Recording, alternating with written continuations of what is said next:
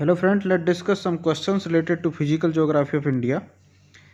यदि हम ग्लोब पर बात करें तो ग्लोब को हम इस तरीके से डिवाइड करते हैं कि कुछ हॉरिजॉन्टल लाइंस और कुछ इस हिसाब से वर्टिकल लाइंस हैं। इन हॉरिजॉन्टल लाइंस को हम लैटिट्यूड बोलते हैं और इन लाइंस को हम लॉन्गिट्यूड बोलते हैं।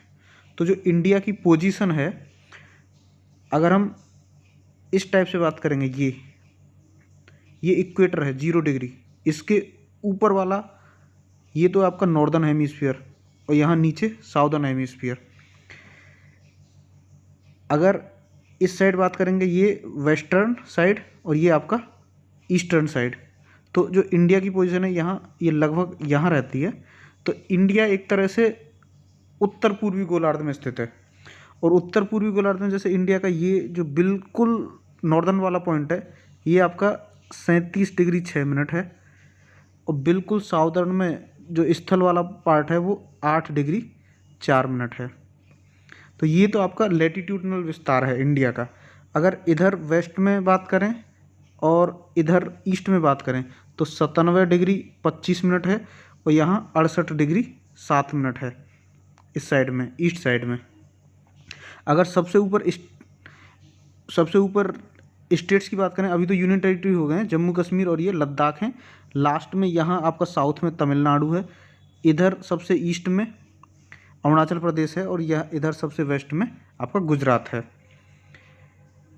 अभी जो दो लैटिट्यूड होते हैं, दो लैटिट्यूड्स के बीच की दूरी लगभग 111 किलोमीटर होती है। तो इस हिसाब से अगर मैं यहाँ अपने लैटिट्यूड देखूँ तो 37 degree 6 minute minus 8 degree 4 minute, तो अराउंड 30 के आसपास देखूँ तो ये जो हमारी डिस्टेंस है नॉर्थ टू साउथ, ये 3214 किलोमीटर है। और ईस्ट टू वेस्ट 2933 किलोमीटर है। अच्छा, जो लॉन्गिट्यूड है वो टाइम डिसाइड करते हैं।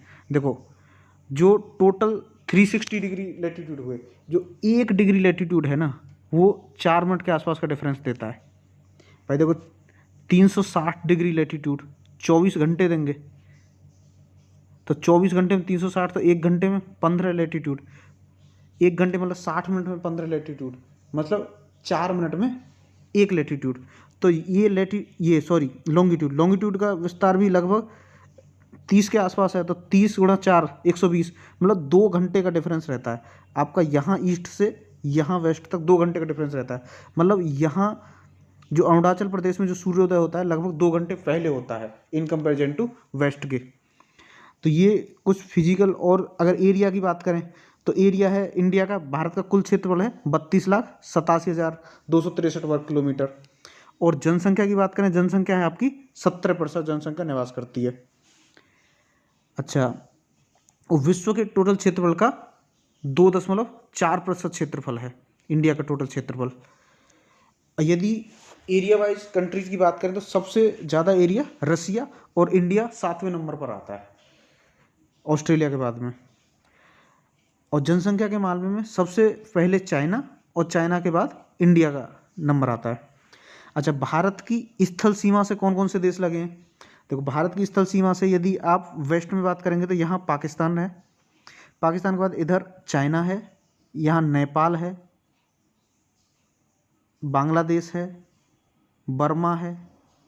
तो बांग्लादेश, चाइना, पाकिस्तान, नेपाल, बर्मा और भूटान। एक देश अफगानिस्तान भी है जिससे 80 किलोमीटर के आसपास बॉर्डर लगता है, जो पाकिस्तान ऑक्यूपाइड कश्मीर से लगता है। तो अफगानिस्तान से भी हमारा इंडिया का बॉर्डर लगता है।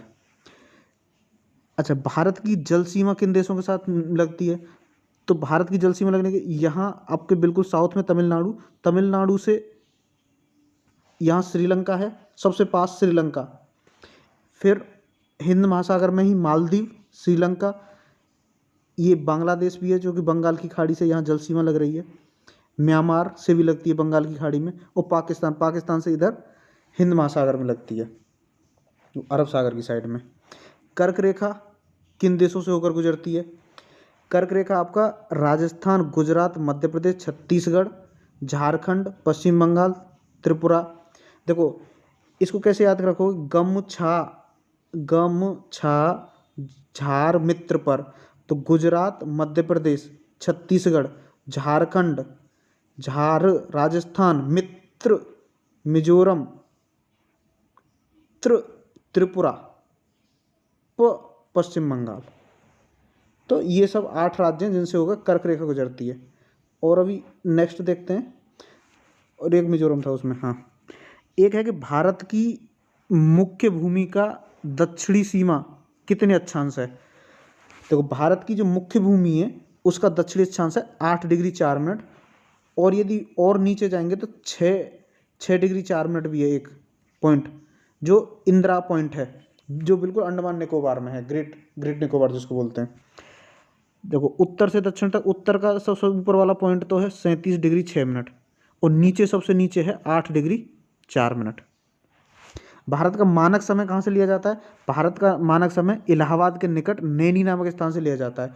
देखो, जो इस समय निर्धारित करते हैं, समय हम देशांतर रेखा से निर्धारित करते हैं, लॉन्गिट्यूड से, और लॉन्गिट्यूड में 82.5 डिग्री लॉन्गिट्यूड है इंडिया के मानक समय के लिए।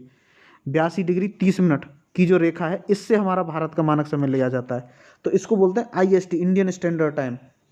और एक GMT है, ग्रीनविच मीन टाइम, वो 0 डिग्री है। तो 0 डिग्री है आपका 0 डिग्री पे, और ये 82.5 डिग्री। तो अगर हम ऐसे देखें कि भाई, जैसे ये पूछा है भारत के मानक समय और ग्रीनविच में कितना अंतर है, तो ये 5.5 घंटे का अंतर है। 5.5 घंटे का अंतर कैसे निकालोगे? वो 0 डिग्री से 82.5 डिग्री, तो 0 और 82.5 में कितना अंतर होगा? 82.5 का 82.5 गुणा 4 कर दो, 4 मिनट, तो ये आपका 5 घंटा 30 मिनट आ जाएगा। कितना? 5 × 30, तो 330 मिनट आएगा 82.5 गुणा 4 करने पे, तो 5.5 घंटा। एक है कि भूमध्य रेखा से भारत के दक्षिणी छोर की कितनी दूरी है? ये 876 किलोमीटर। ये कैसे कैलकुलेट करेंगे? देखो, भूमध्य रेखा हो गया 0 डिग्री, और भारत का दक्षिणी छोर कितना हम मान रहे हैं? 8 डिग्री 4 मिनट। तो भाई 8 डिग्री 4 मिनट गुणा 111 कर दो, तो ये लगभग वो आ जाएगा, मतलब 8 डिग्री 4 मिनट में आप करोगे 111 गुणा, तो लगभग 876 के आसपास आ जाएगा अप्रोक्सीमेट। तो इसलिए ये 876 हुए। भारत की स्थल सीमा की लंबाई कितनी है? जो भारत की स्थल सीमा ये है आपकी 15,200 किलोमीटर टोटल। नेक्स्ट देखते हैं, भारत की मुख्य भूमि की तट रेखा की लंबाई कितनी है? मुख्य भूमि की तट रेखा की लंबाई है 6100 किलोमीटर। यदि कुल तट रेखा की लंबाई पूछेंगे तो वो 7516 किलोमीटर है। देखो, जो कुल तट रेखा है ना, उसमें द्वीपों सहित, इसमें अंडमान निकोबार, लक्षद्वीप, इन द्वीपों को भी शामिल करेंगे, तब 7516 है। संपूर्ण भारत के कितने प्रतिशत भाग पर पर्वत व पहाड़ियों का विस्तार है? तो संपूर्ण भारत के 28.8% भाग पर पर्वत और पहाड़ियों का विस्तार है। और कितने क्षेत्रों में मैदानी विस्तार है? मैदानी विस्तार आपका 44% है। 44% भाग पर मैदानी विस्तार है। और भारत में समुद्र तट रेखा वाले राज्यों की संख्या कितनी है? 9 राज्य हैं। जो भारत के ऐसे राज्य जिनकी समुद्र तट से रेखा मिलती है वो 9 हैं। और सबसे ज़्यादा जो तट रेखा है वो गुजरात की मिलती है। भारत के किस राज्य की समुद्र तट रेखा सबसे लंबी है? वो गुजरात की सबसे लंबी है। और सबसे जो छोटी है वो गोवा की है। और गुजरात के बाद दूसरे नंबर पर आंध्र प्रदेश की तट रेखा सबसे लंबी है। तो गुजरात की जो तट रेखा है ये तो अरब सागर के साथ मिलती है, और आंध्र प्रदेश की तट रेखा ये आपका बंगाल की खाड़ी के साथ मिलती है। कर्क रेखा भारत के कितने राज्यों से होकर गुजरती है? ये 8 राज्यों से होकर गुजरती है। और कैसे याद रखते हैं? गमछा झार मित्र पर, है ना। गुजरात, मध्य प्रदेश, झारखंड, छत्तीसगढ़, मिजोरम, त्रिपुरा, राजस्थान, इन सब राज्यों से, और पश्चिम बंगाल। भूमध्य रेखा के निकट कौन सा स्थान है? तो भूमध्य रेखा के निकट आपका इंदिरा पॉइंट है। कैसे भाई? भूमध्य रेखा हो गई 0 डिग्री, और इंदिरा पॉइंट 6 डिग्री 4 मिनट के आसपास है। तो ये इंदिरा पॉइंट इंडिया का जो है भूमध्य रेखा के पास है, ग्रेट निकोबार में। इंदिरा पॉइंट कहाँ स्थित है? ये अंडमान निकोबार द्वीप समूह में स्थित है। किस राज्य की समुद्र तट रेखा सबसे छोटी है? तो गोवा राज्य की समुद्र तट रेखा सबसे छोटी है। नेक्स्ट क्वेश्चन है, भारत की स्थल सीमा किस देश के साथ सबसे ज़्यादा है? जो भारत की स्थल सीमा है वो सबसे ज़्यादा बांग्लादेश के साथ है, क्योंकि बांग्लादेश इंडिया के बिल्कुल अंदर में ही है। तो पूरी तट रेखा, जो बांग्लादेश की जितनी भी सीमा है वो इंडिया के साथ मिलती है। तो सबसे ज़्यादा सीमा इसी की है, 4000 किलोमीटर से भी ज़्यादा है। और इसके बाद है चाइना के साथ 3900 समथिंग। नेक्स्ट क्वेश्चन है कि भारत का कौन सा भू आकृतिक भाग प्राचीन है? तो भारत का जो सबसे भू आकृतिक भाग, जो प्रायद्वीपीय पठार हैं, वो सबसे प्राचीन है। भारत के पूर्वी समुद्री तट को किस नाम से जाता है? पूर्वी समुद्री तट को कोरोमंडल नाम से जानते हैं। कोंकण तट कहाँ से कहाँ का है? कोंकण तट आपका गोवा से दमन का वाला पार्ट है, उसको कोंकण तट बोलते हैं, और उसके नीचे वाले पार्ट को फिर मालाबार तट बोलते हैं। मालाबार तट जहाँ गुजरात, ये कर्नाटक भी आ जाता है। एक है कि लक्षद्वीप समूह के द्वीपों की उत्पत्ति कैसे हुई है? ये जो लक्षद्वीप समूह के जो द्वीप हैं, इनकी उत्पत्ति प्रवाल भित्ति के द्वारा हुई है, प्रवाल द्वारा।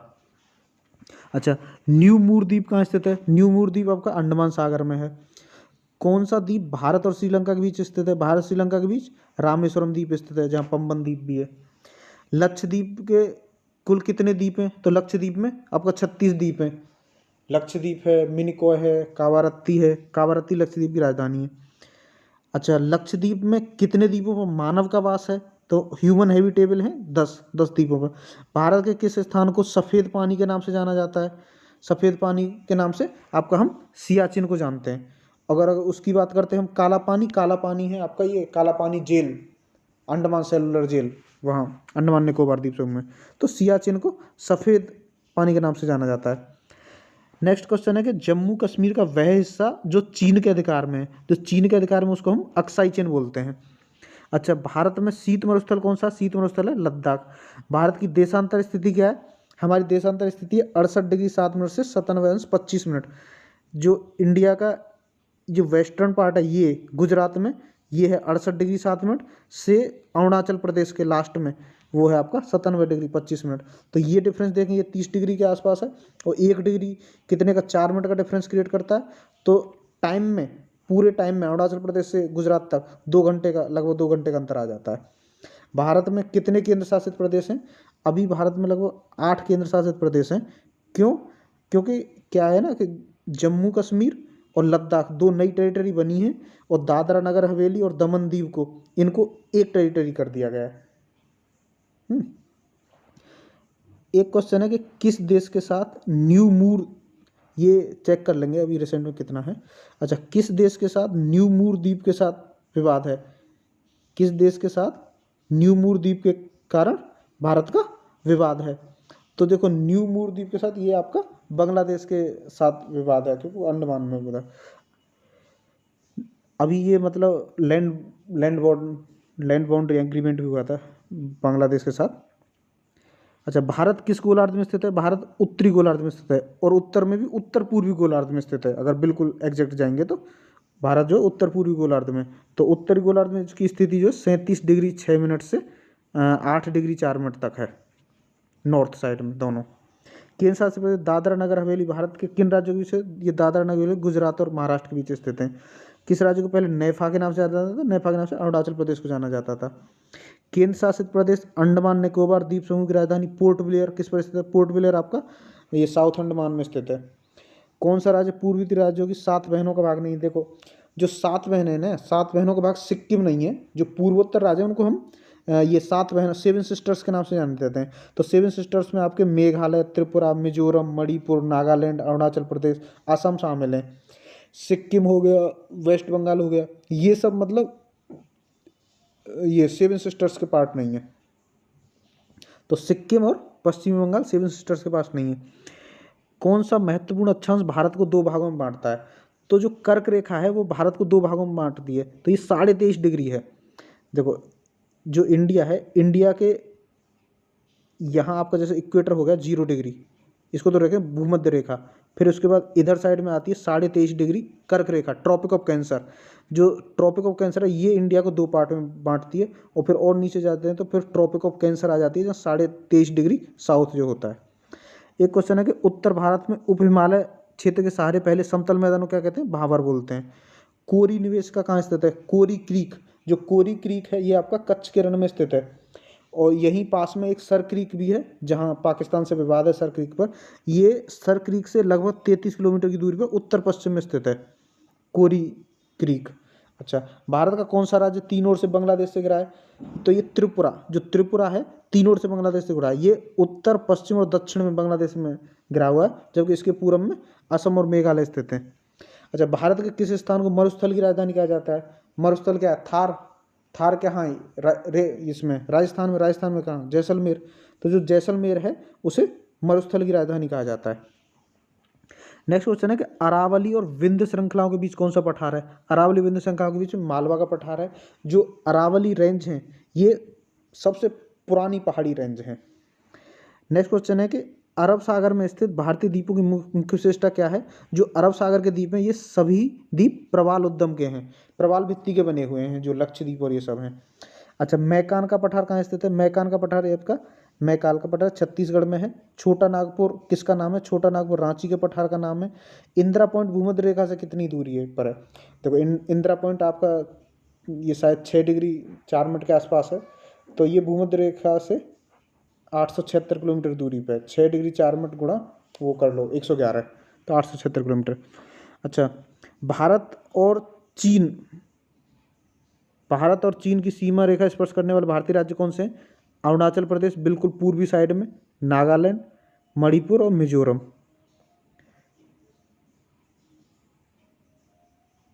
तो इसमें से अरुणाचल प्रदेश ही है जो चीन से सीमा स्पर्श करता है। नागालैंड, मणिपुर ये सब स्पर्श नहीं करते। भारत और चीन की सीमा स्पर्श करने वाले राज्यों में अरुणाचल प्रदेश।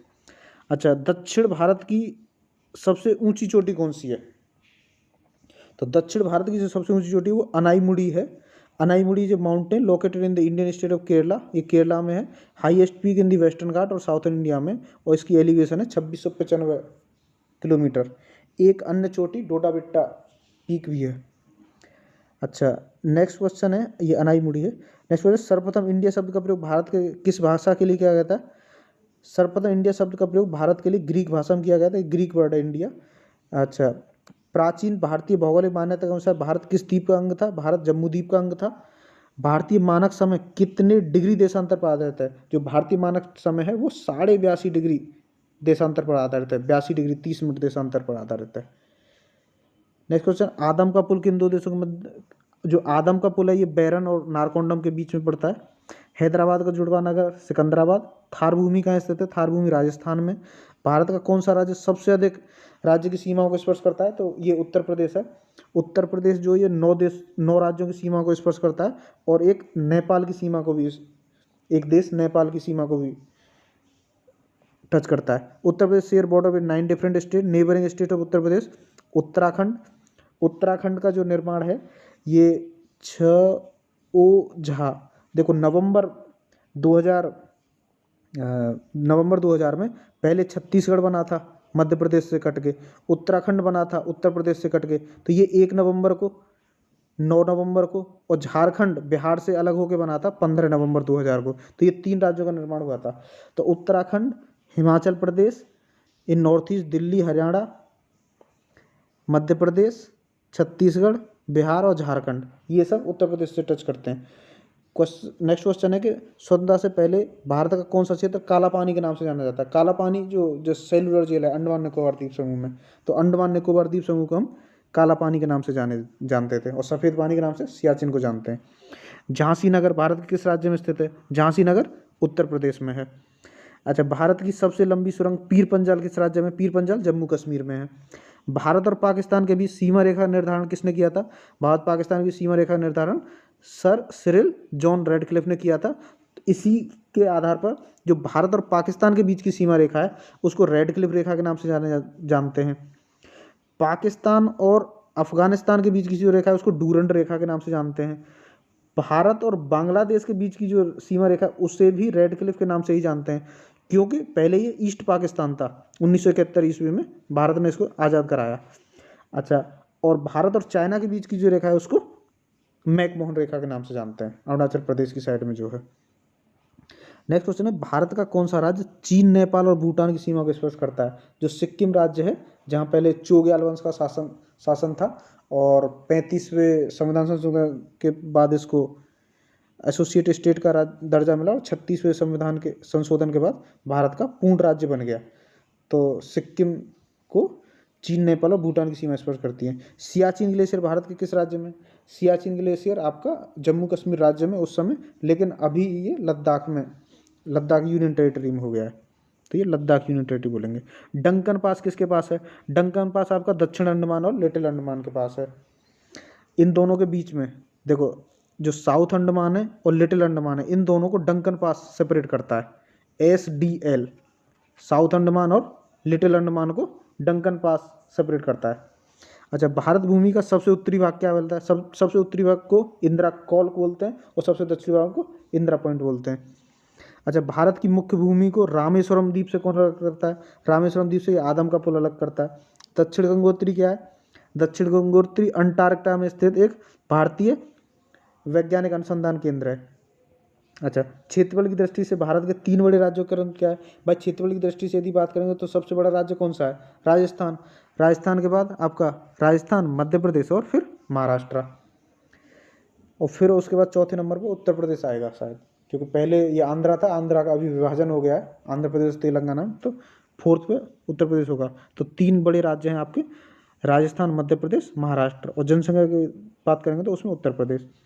आंध्र प्रदेश की पुरानी राजधानी करनूल थी, आंध्र प्रदेश अभी राजधानी अमरावती है, और तेलंगाना की हैदराबाद।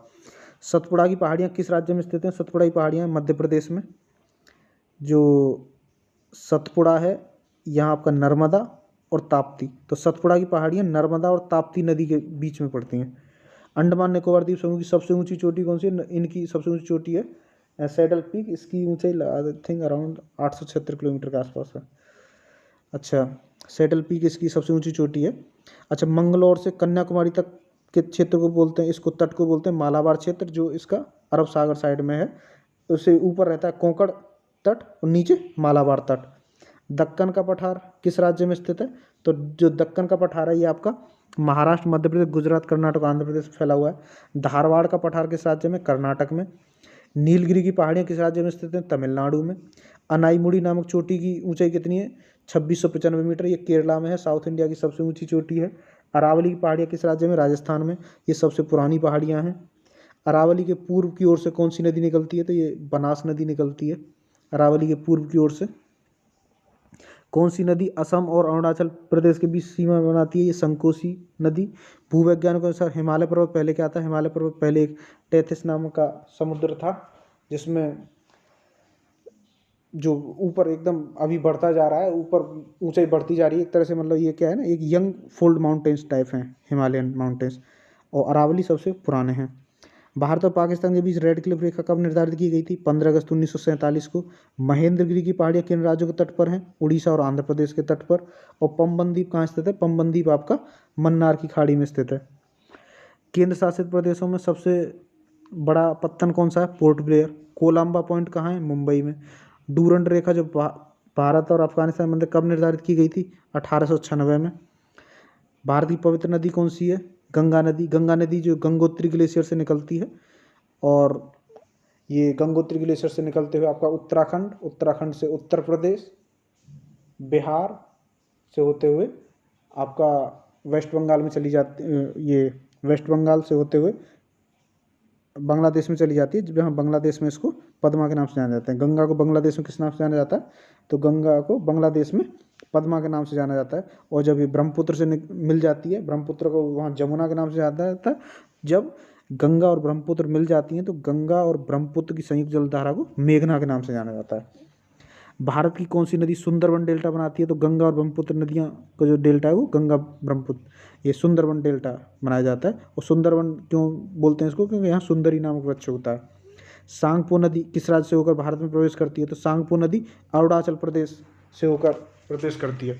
देखो, ये मानसरोवर लेक के पास से ब्रह्मपुत्र नदी का उद्गम होता है, तो जब तिब्बत से फ्लो होती है तो इसका नाम यारलुंग सांगपो है। फिर ये ऐसे टर्न लेती है और अरुणाचल प्रदेश में प्रवेश करती है। अरुणाचल प्रदेश में इसको दिबांग के नाम से जानते हैं, लोहित और दिहांग के नाम से जानते हैं। लोहित और दिबांग इसमें मतलब इसकी ट्रिब्यूटरी हैं। जब इसमें मिल जाती हैं तो सदिया नामक टाउन से ये असम में प्रवेश करती है। जब असम में प्रवेश करती है तब इसको ब्रह्मपुत्र के नाम से जानते हैं। और फिर इसमें ये तीस्ता और ये नदी मिलती हैं, फिर ये बांग्लादेश में एंटर कर जाती है। जब बांग्लादेश में एंटर कर जाती है तब इसको जमुना के नाम से जानते हैं। और जब ये गंगा नदी से मिल जाती है तब इसको मेघना के नाम से जानते हैं। और जब ये डेल्टा बनाती है तो उसको सुंदरबन डेल्टा बोलते हैं। तवा नदी किसकी सहायक नदी है? तवा नदी नर्मदा की सहायक नदी है। किस नदी को बिहार का सूख कहा जाता है? तो जो कोसी नदी है, कोसी नदी को बिहार का सूख कहा जाता है, क्योंकि ये बहुत बाढ़ लाती है और इसका जो मार्ग है वो, इसका मार्ग 100 किलोमीटर तक चेंज हो गया है, इतनी मतलब बाढ़ आती है। और यदि बंगाल के शोक की बात करें तो जो दामोदर नदी उसे बंगाल का शोक बोलते हैं। तो बिहार का शोक कोसी नदी को बोलते हैं, और कौन सी नदी बंगाल का शोक कहलाती है, वो दामोदर नदी बंगाल का शोक कहलाती है। So this was for the day. Thank you.